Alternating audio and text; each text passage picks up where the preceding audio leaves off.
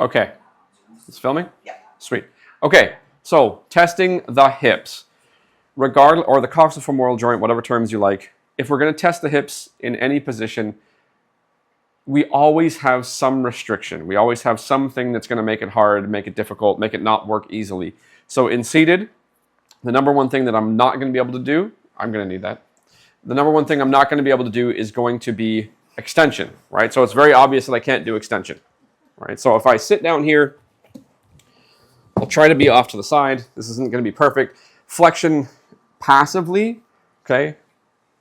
Sure, yeah. But I mean, look, I'm tipping the poor guy, right? I'm twisting him. Also, when testing hip flexion, especially with a bent leg, really what you're testing is whether or not you can approximate the thigh to the abdomen. That's the limit for most people with a bent knee. Now, if I straighten the knee, right, I sort of automatically get a bunch of tension in it because we got the hamstring tension, and it's like, okay, well, it's not going to go much more than 90, right? Once I bend it, it goes way more, right? So are we really testing the hip, or are we testing a bunch of stuff that connects in and around it? It's questionable. You just know there's a major difference when you straighten the leg. External rotation here, internal rotation, it's going to hit this, but I would do that. I would bring the foot outside of the knee, or right now, this is better when I do it bilaterally so I can see which one is bad. However, if I'm going to do this straight-legged and when he's seated bilaterally, it's going to be really weird because I have to be between his legs. So I'm not doing that. This is not my jam. We'll have you lay on your back. Okay, so that's about what we can get. We can get AB and adduction. I just have to straighten the leg out and drag it. I'm probably not going to do that. It's kind of weird, right?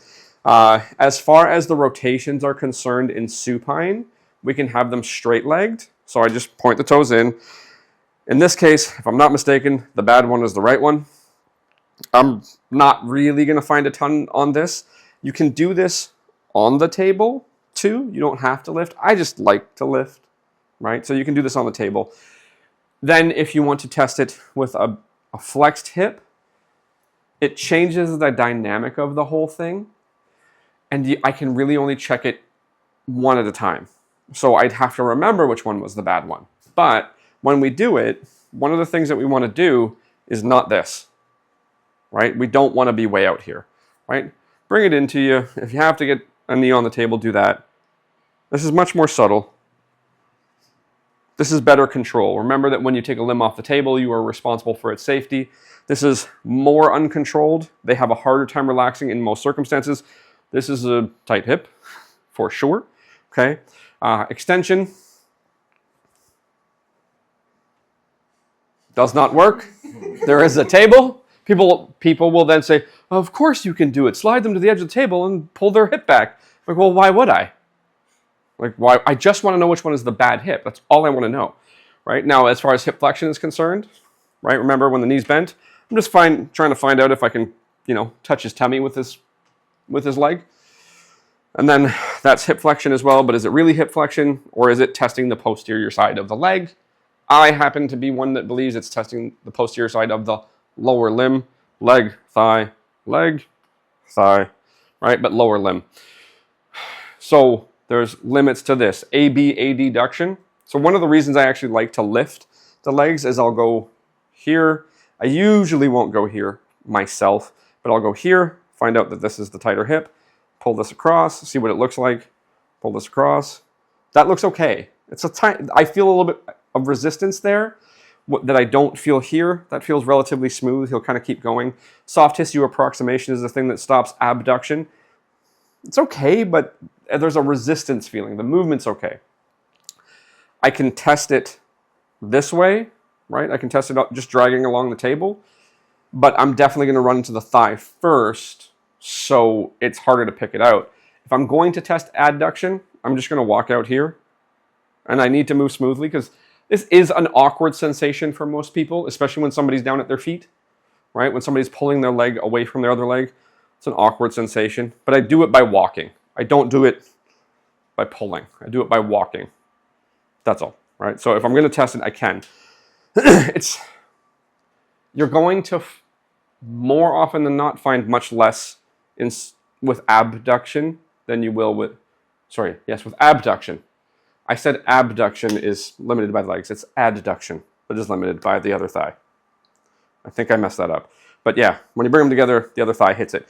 Abduction, pulling it away, you'll find stuff sometimes, but you don't find a ton often, and it feels quite awkward. I happen to delete it in most cases. We'll have you lay on your stomach for a moment. Thank you kindly.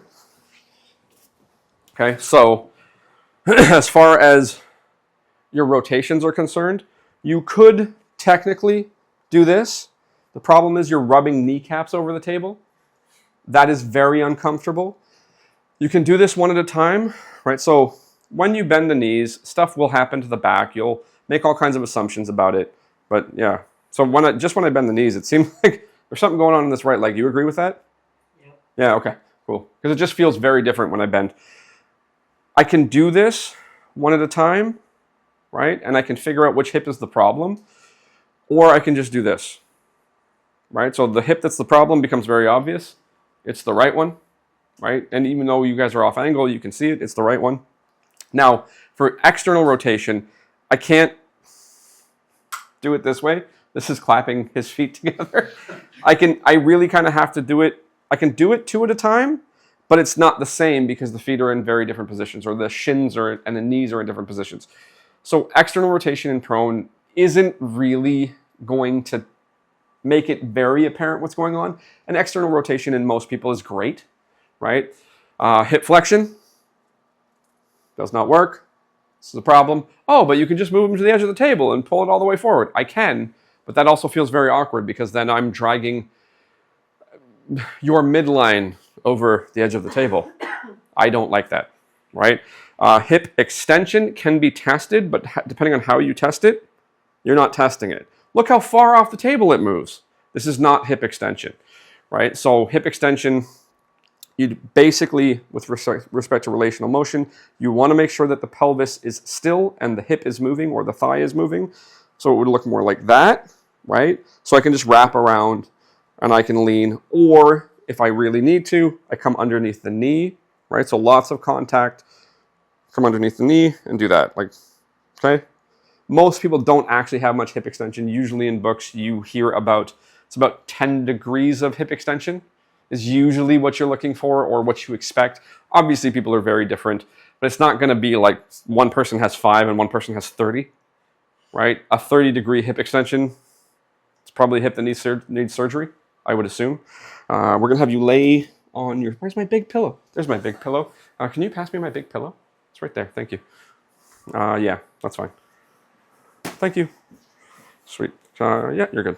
So in lateral, my general preference is to work from behind the patient because they're more on the table. So the table's doing more work for me and I can be closer to them. If I'm in front of them, they're usually closer to the front end of the table. Their thighs closer to, their bottom thighs closer to falling off the table. It feels a little bit less stable. The problem here for me, because I'm going to be behind, it's harder for me to generate flexion depending on the person and the size of the leg, but it can be done, right?